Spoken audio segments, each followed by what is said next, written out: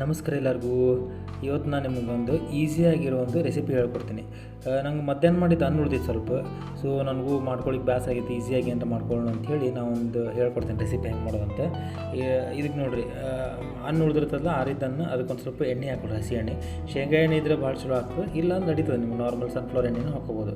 ಇದಕ್ಕೆ ಎಣ್ಣೆ ಹಾಕ್ಕೊಂಡು ನೆಕ್ಸ್ಟ್ ಏನು ಮಾಡ್ತೀನಿ ನಾನು ಈಗ, ಮೆಂತ್ಯ ಹಿಟ್ಟು ಅಂತೇಳಿ ನಮ್ಮ ಕಡೆ ಉತ್ತರ ಕರ್ನಾಟಕ ಕಡೆ ಎಲ್ಲ ಮೆಂತ್ಯ ಹಿಟ್ಟು ಅಂತ ರೆಡಿ ಮಾಡಿರ್ತಾರೆ. ನಾವು ಬಿಸಿ ಅನ್ನದ ಜೊತೆ ತುಪ್ಪ ಹಾಕ್ಕೊಂಡು ಉಣ್ತೇವೆ ನಾವು, ಇದನ್ನ ಚಲೋ ಆಗ್ತದೆ. ಸೊ ಮೆಂತ್ಯ ಹಿಟ್ಟು ಒಂದು ಸ್ವಲ್ಪ ಹಾಕ್ಕೊಡ್ರಿ. ನೆಕ್ಸ್ಟ್ ಏನು ಮಾಡಿರಿ, ಸಾಂಬಾರು ಮಸಾಲೆ ಪುಡಿ ಹಾಕ್ಕೊಡ್ರಿ. ಸಾಂಬಾರು ಪುಡಿ ಇರ್ತದಲ್ಲ ಮನ್ಯಾಗ ಮಾಡಿದ್ದು ನೀವು, ಅದನ್ನೊಂದು ಸ್ವಲ್ಪ ಹಾಕ್ಕೊಡ್ರಿ ಅದ್ರ ಮೇಲೆ. ಓಕೆ, ನೆಕ್ಸ್ಟ್ ರುಚಿಗೆ ತಕ್ಕಷ್ಟು ಉಪ್ಪು, ನಿಮ್ಗೆ ರುಚಿಗೆ ಎಷ್ಟು ಬೇಕು ಅಷ್ಟು ಉಪ್ಪು, ಸ್ವಲ್ಪ ಉಪ್ಪು ಹಾಕ್ಕೊಡ್ರಿ. ಓಕೆ, ಎಸ್, ಈಗ ನಾನು ಉಪ್ಪು ಹಾಕೋತೇನೆ. ಈಗ ನಂಗೆ ರುಚಿಗೆ ಎಷ್ಟು ಬೇಕಷ್ಟು ಉಪ್ಪು ಹಾಕ್ಕೊಂಡೆ. ನೆಕ್ಸ್ಟ್ ಹಸಿ ಉಳ್ಳಾಗಡ್ಡಿ, ಚಾಪ್ ಮಾಡಿದ ಹಸಿ ಉಳ್ಳಾಗಡ್ಡಿ ಇರ್ತದೆ, ಅದನ್ನೊಂದು ಸ್ವಲ್ಪ ಹಾಕೊಳ್ಕತ್ತೀನಿ ನಾನು. ಚಾಪ್ ಮಾಡಿದ ಹಸಿ ಉಳ್ಳಾಗಡ್ಡಿ ಅಂತ ಹಾಕ್ಕೊಡ್ರಿ, ಹಾಕಿ ಕಲಿಸ್ಕೊಡ್ರಿ. ಇದನ್ನು ಯೂಶ್ವಲಿ ನಾನು ಹೆಂಡತಿ ಮಾಡ್ತಾಳೆ ರೆಸಿಪಿ, ಅವ್ರ ಅಜ್ಜಿ ಹೇಳ್ಕೊಟ್ಟಿದ್ದಂತ. ಇವು ನಾನೇನು ಮಾಡ್ತೀನಿ, ನಂಗೆ ಬೇಸರದಾಗ ನಂಗೆ ಅನ್ನ ಉಳಿದಿತ್ತು ಅಂದರೆ ಇದನ್ನು ಕಲಿಸ್ಕೊಂಡು ನಾನು ಮಾಡ್ಸ್ಕೊಂಡು ತಿಂತೇನೆ ನನ್ನ ಹೆಂಡತಿ ಹತ್ರ. ಆಕಿ ಊರಾಗಿರ್ಲಿಲ್ದಾಗ ಟೈಮ್ನಾಗ ಇದನ್ನ ಮಾಡ್ಕೊಂಡು ತಿಂತಿದ್ದೆ.